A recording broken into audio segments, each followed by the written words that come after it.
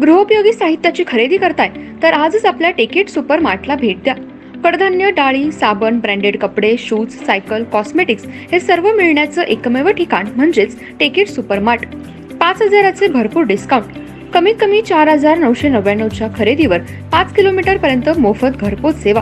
पत्ता पंचवटी चित्रमंदिर जवळ, 332 रोड. संपर्क 92 97 97 50 00.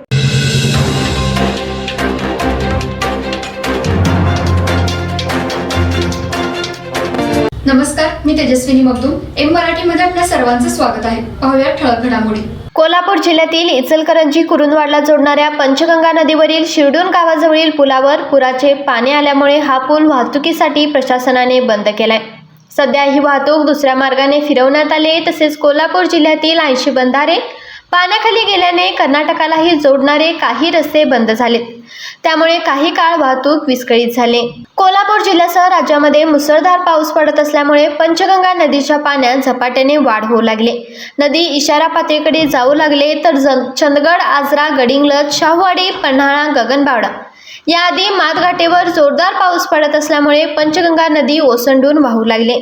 तसेच पूर परिस्थितीची पाहणी सध्या जिल्हा प्रशासन करत आहे. कोल्हापूर जिल्ह्यातील इचलकरंजी कुरुंदवाडला जोडणाऱ्या शिरडून गावाजवळील पंचगंगा नदीवरील पुराचे पाणी पुलावर आल्यामुळे हा पूल वाहतुकीसाठी बंद करण्यात आलाय.